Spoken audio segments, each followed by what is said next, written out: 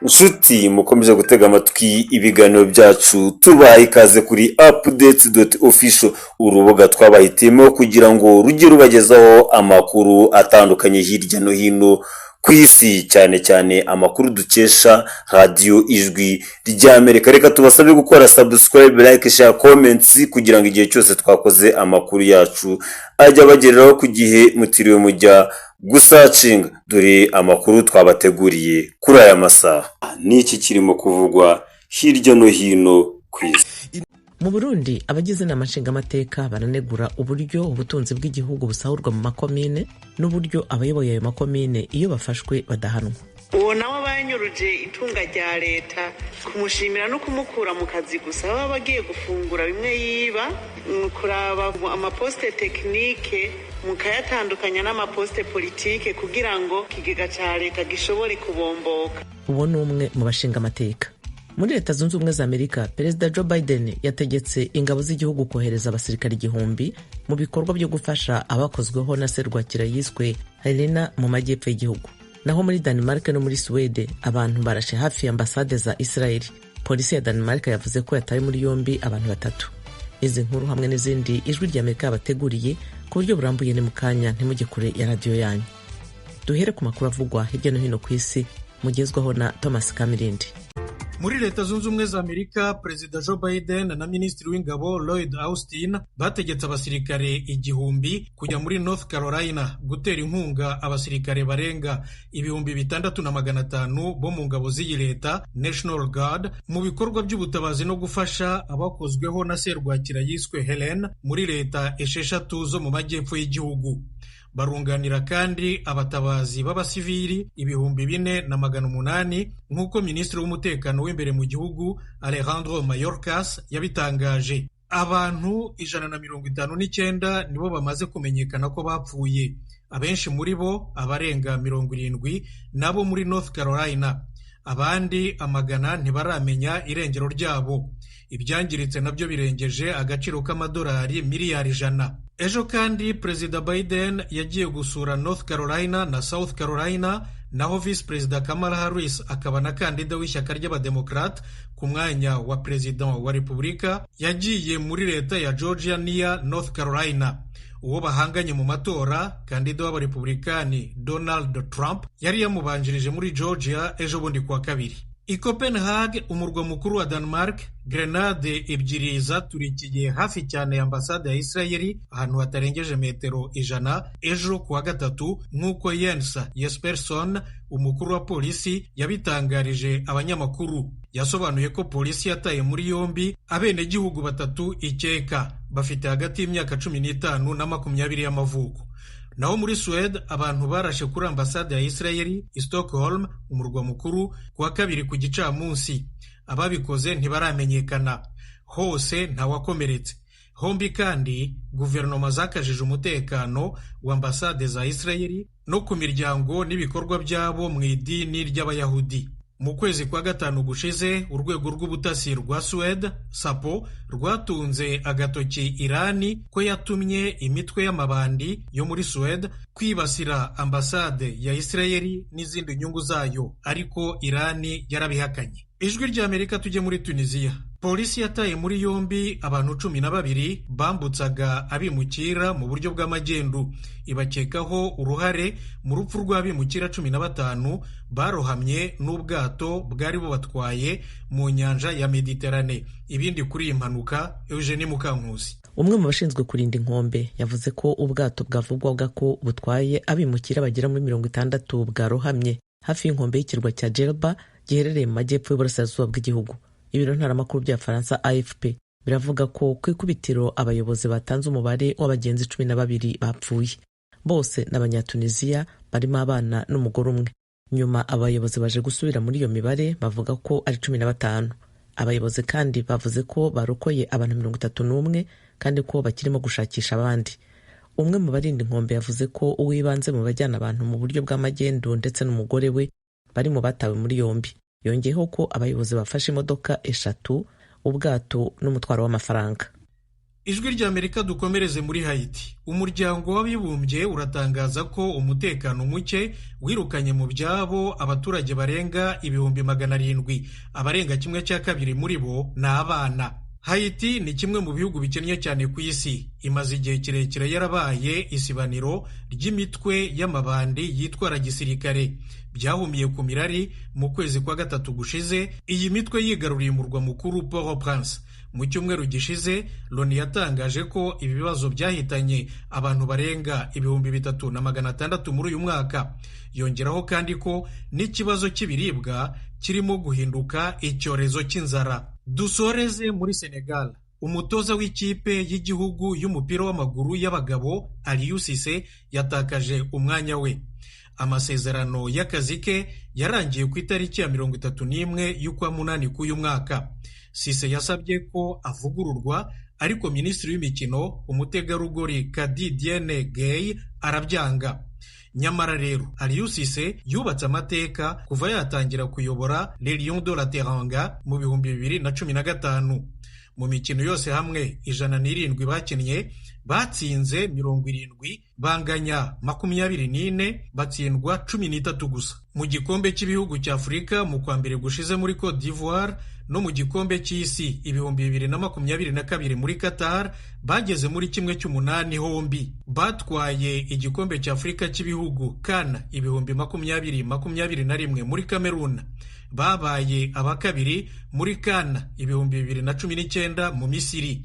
Uzasimbura Aliou Cissé nawe wahoze ari umukinnyi w'umwuga mbere yo kuba umutoza ntaramenyekana. Ayo yaramwe makuru avugwa hirya no hino ku isi. Nshuti z'Ijwi ry'Amerika, tubibutse ko mushobora gukurikira ibiganiro byacu no ku rubuga rwacu rwa internet ni wa3.radio.voa.com. Ku mbuga nkoranyambaga adrese yacu ni VOA Radio yacu. Radio Ijwi ry'Amerika, ibiganiro byacu birakomeje. Mu Burundi, abagize inteko ishinga amategeko baragaye uburyo umutungo w'igihugu usahurwa mu makomine ndetse n'iy'abayobozi bayo bafashwe ntibahanwe. Ibyo babivuze ejo kuwa gatatu mu nteko ishinga amategeko y'u Burundi. Inkuru ya Thierry Ndayishimiye uri i Kigali mu Rwanda. Umushikiranganji w'intwaro yo hagati mu gihugu, iterambere rusange n'umutekano niwe yari yahamagajwe kwishura ku bibazo bihanze igisata c'amakomine ku bijanye n'ubutunzi ndetse n'ibindi bikorwa bihakorerwa. Ibyo bikaba birimo ingene bashiraho inzego nuko bazikurikirana, nkuko biboneka muri raporo y'imigwi yo mu nama nshingamateka. Mu bibazo bihanze menshi mu makomine harimo kuterekana ingene amafaranga ya komine akoreshwa, kudatanga inyemezabwishu ijanye n'ibyakozwe, ubusuma bwa bamwe mu ndongozi za komine no kudakurikiranwa. Mu byabajijwe ubushikiranganji bujejwe intwaro yo hagati mu gihugu harimo ico bagikorwa kubategerezwa gutunganyiriza abanyagihugu komine barongoye. Umushikiranganji w'intwaro yo hagati mu gihugu n'iterambere rusange Martin Teretse yishuye ko batakoze neza babogozwa mu mabanga, abandi bagahabwa ibindi bikorwa muri leta. Aha ni abashinga amateka bahera babaza umushikiranganji Niteretse yari yatumiwe kuri uyu wa gatatu impamvu badahabwa ibihano bikwiriye, kuko harimo n'ababa bagize uruhara mu gusahura komine. Mu byo bategerezwa gukoresha bagasanga ntabyo bafise, ntabyo bashoboye gukoresha, kugira ngo by'ukuri vyerekane uko amafaranga ya komine yakoze. Je ndibaza none ico nico cyari igihano kibereye, aho usanga nk'umuntu yivye igitoke canke aranduye umwumbati wa Murundi akaja gupfungwa, uwo nawe abanyuruje itunga rya leta, kumushimira no kumukura mu kazi gusa baba bagiye gufungura bimwe yiba, hanyuma kandi kumuhindurira amabanga naroye ashika akora vya bindi nyene. Rero komine si musantere, komine si kontabure, n'abantu batari bake, mbere n'umwene gihugu dusanga afise n'uruhara. Abo bashinga amateka babandanya bavuga ko bafise impungenge no kuri abo barongozi mu makomine, kuko hashobora kuba hakoreshwa mwana wa mama kumvo za politike mu kubaha ayo mabanga. Aho ni kubera iki muhereza akazi abadafise impamyabushobozi by'ibyo baje gukora? Ubwo nivyo babiva kuri kaka mwana wa mama, ugasanga bahaye akazi abatabishoboye kandi hari abari babishoboye bahari. Kuraba ku amaposte technique mukayatandukanya n'amaposte politike kugira ngo igihugu cy'ukuri kironka abakozi babikwiye kuko baba bariho. Kuri ibi bibazo umushikiranganji w'intwaro yo hagati mu gihugu n'iterambere rusange Martin Teretse yari yitavye inama nshingamateka, yasiguye ko abo binanira mu kazi atari impamvu z'uko bashitse muri ako kazi. by'ukuri harabaye ibibazo bijanye n'ibi by'indero aho dushobora gusanga umuntu yakuzaniye diplome kandi ugasanga iyo diplome arayifise yerekana ko yize ibi n'ibi ko ari umuhinga muri byo yahinyuza ni ku kazi ni siritere iyo dusanze umuntu atavyashoboye baramusezerera hariho abasanteri n'ivyo bakoze amakosa ajanye no konona d'une façon notoire kandi d'une façon préméditée tutashobora kwihanganira n'abandi rero bagize utwerere de mauvaise gestion cyangwa mauvaise appréciation abivye twarabibishuje.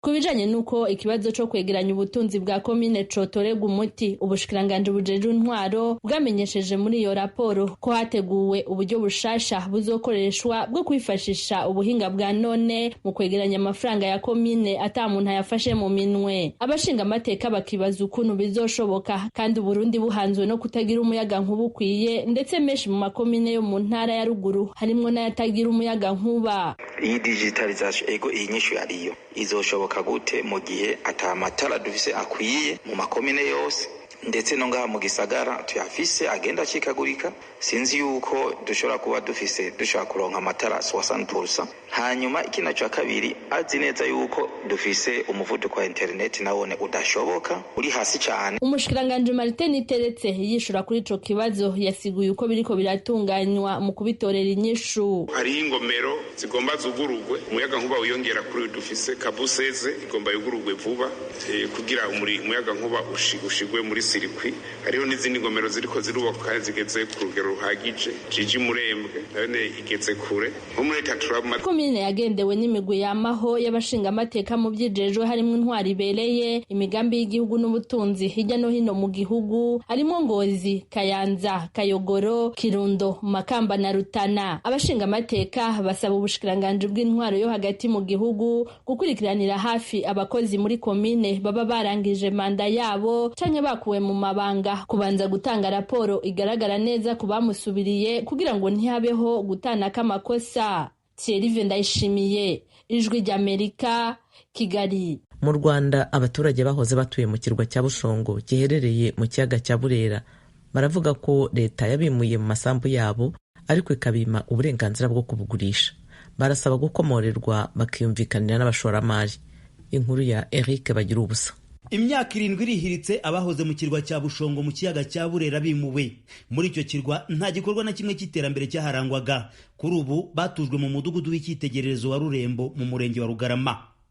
Kuri bamwe hari impinduka zifatika babonye ku mibereho yabo. Bwana Vincent Mparimana niwe mukuru w'umudugudu wa Birwa, nawe yahoze atuye Bushongo. Tugereranije nuko twari tumeze mbere, ubu niho bihagaze neza. Icyambere urumva urwo rusaku rw'abana n'abari ku ishuri. Icyo gihe kugira ngo tugire ubwisanzure byari bigoye, ariko uyu munsi wa none muhungu nshobora kwirirwa mpinga ariko mu mugoroba nkajya kugura ibyo nshaka kuko isoko rinyegereye. Ariko mbere twabanzaga kwambuka ndetse rimwe na rimwe tukabura ubwato. Mu kubimura buri muturage yishakiraga ubutaka, leta ikamwubakiraho inzu. Ubutaka bahoze batuyeho buracyari ubwabo.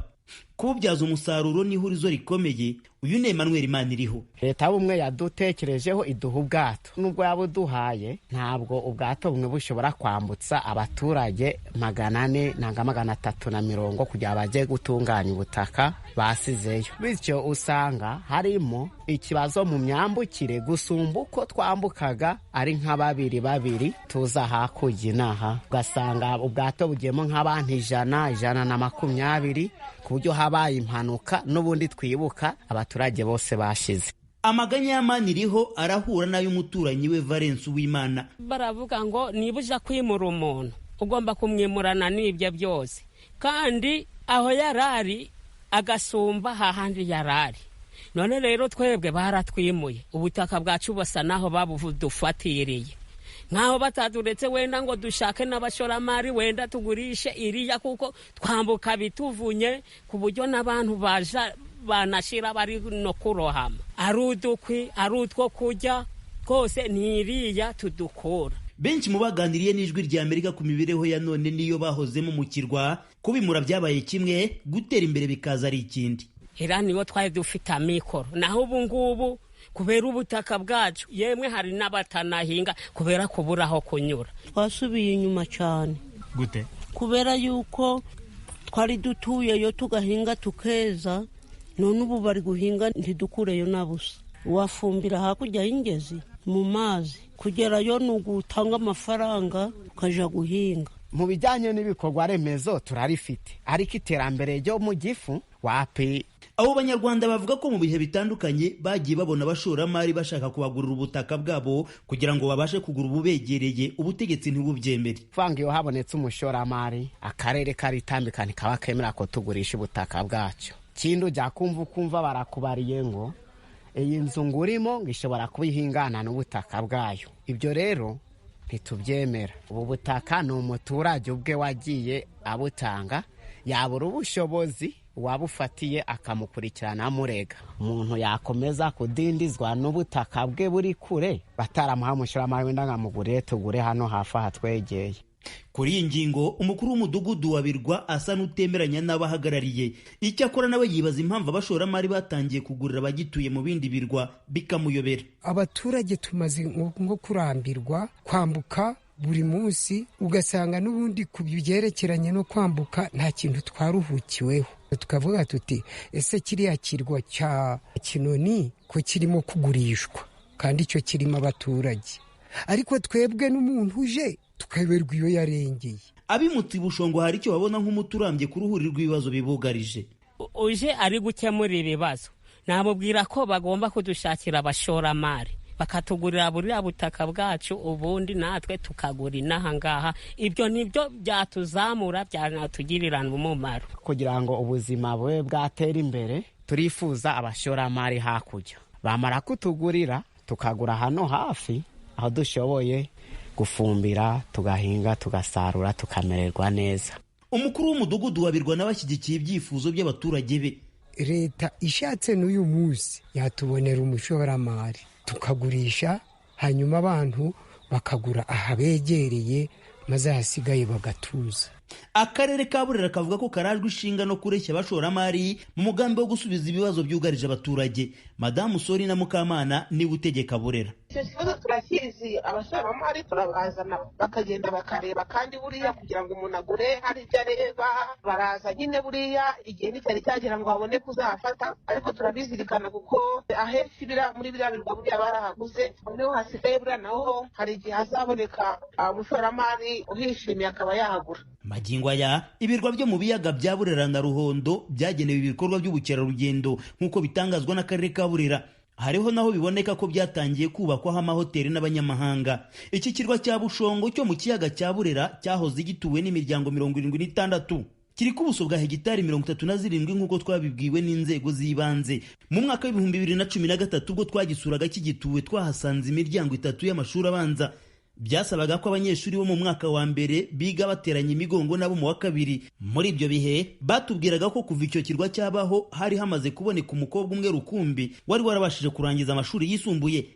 Bagira ubusa ijwi ry'Amerika i Burera mu majyaruguru y'u Rwanda.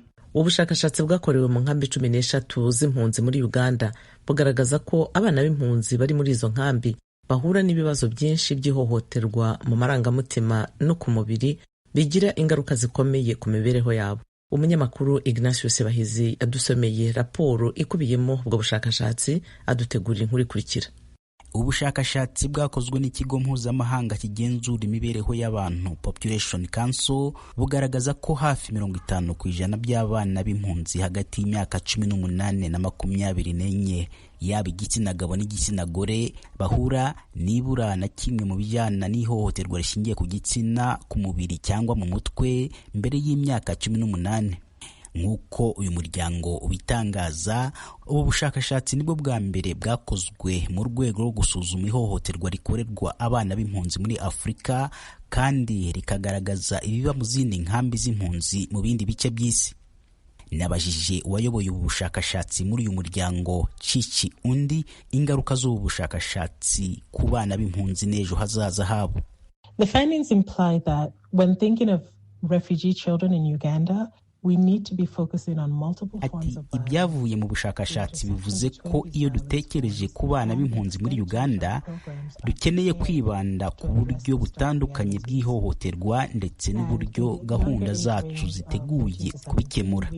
Bimaze kugaragara ko ubwinshi bw'ubwo bugizi bwa nabi bugenda bwiyongera mu myaka 13 kugeza kuri 17. Ibi rero bigaragaza ko hakenewe gahunda zo kubikumira mu nkambi n'abashinzwe gutanga serivisi zitandukanye kugira ngo bahagarike ubugizi bwa nabi kandi batange ibisubizo by'ibi bibazo nonaha kugira ngo bashobore kurinda ejo hazaza haba abana.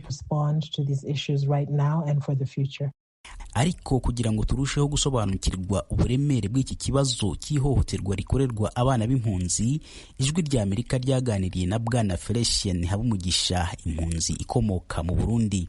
Uyu umaze imyaka irenga 20 atuye mu nkambi ya Nakivale, yabaye umwarimu mu mashuri y'impunzi anaba umuyobozi mu nkambi. Ariko icyambere hari ihohoterwa rishingiye ku gitsina. Muri iryo hohoterwa harimo kurongorwa bari batoya abana bakaja ku bagabo bakiri batoya. Abo bajya ku bagabo bafite imyaka mikeya b'abakobwa cyane bakava mu ishuri, ikiba kibiteye rimwe usanga ari ubukene, agahitamo gushaka umugabo kugira ngo arebe ko ubuzima bubandanye.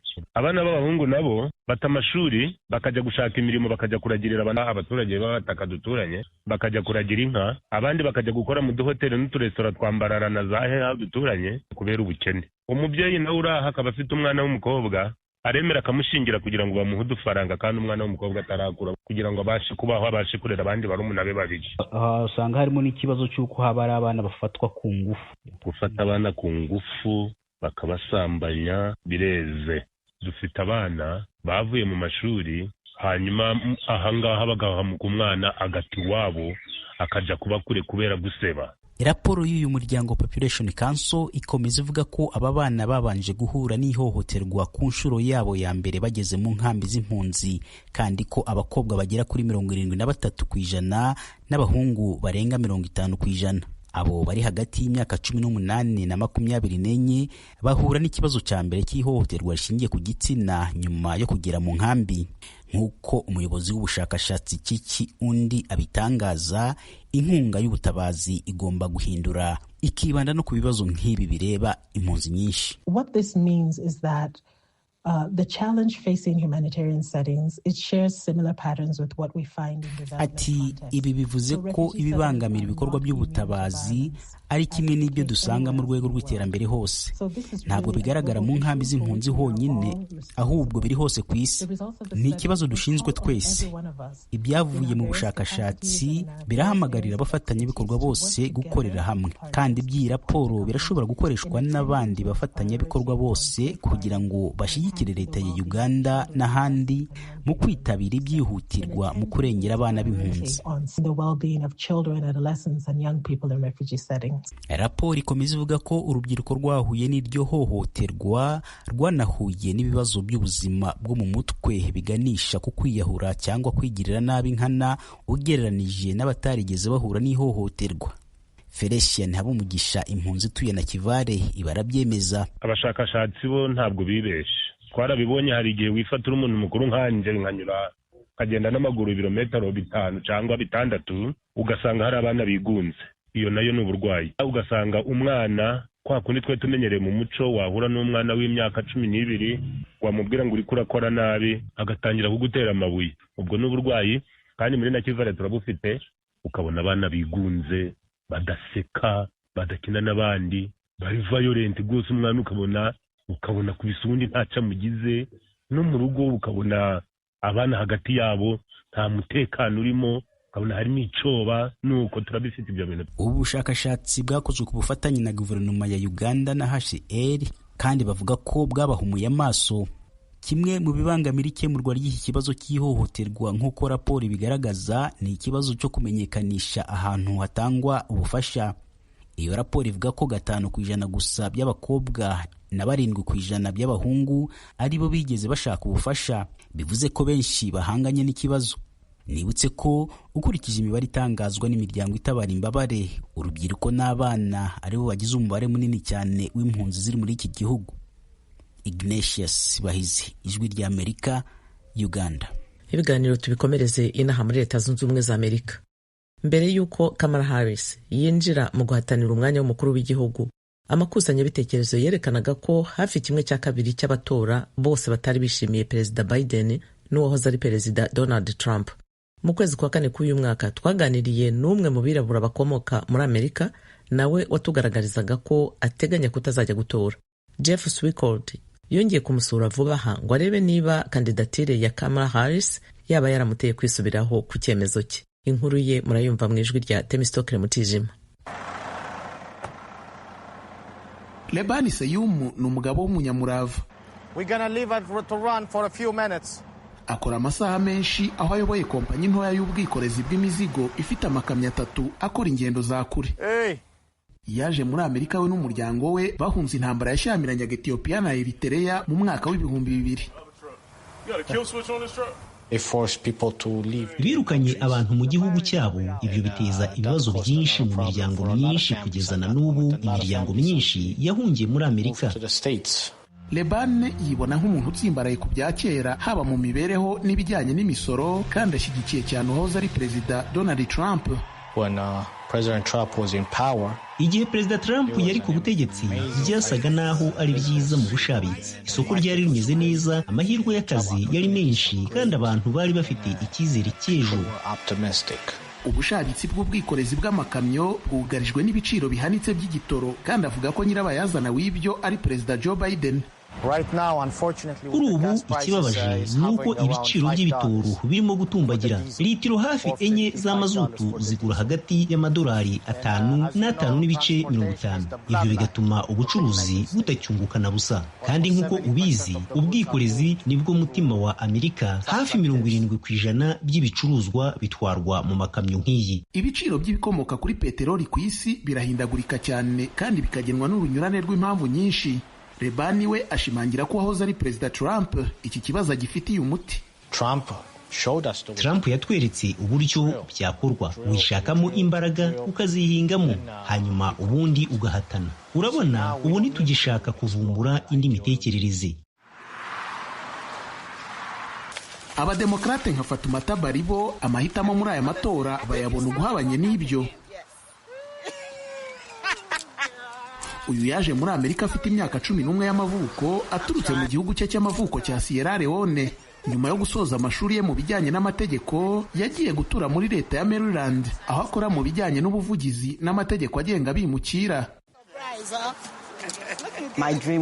Indoto zanjye zari ukuzagira akazi gatuma nkorana cyane n'abaturage, kandi ntiwimbuze kubona ibyankenerwa bihagije ngo mbeho neza. Fatoumata ni impirimbanyi ikomeye y'uburenganzira mboneragihugu, uburenganzira bw'abagore n'abimukira. Mu matora yo mu kwa 11 azaba ashyigikiye Kamala Harris.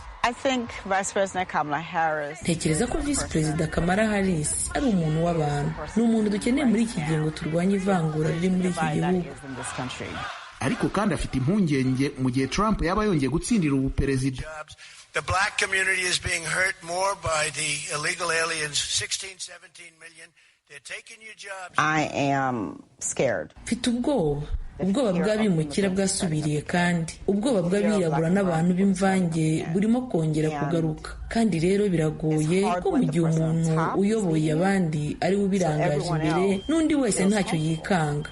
Avuga ko hagendewe ku byahahise abimukira batubahirije amategeko bazagirwaho ingaruka n'umugambi wa Trump wo kwirukana muri Amerika za miliyoni z'abadafite ibyangombwa.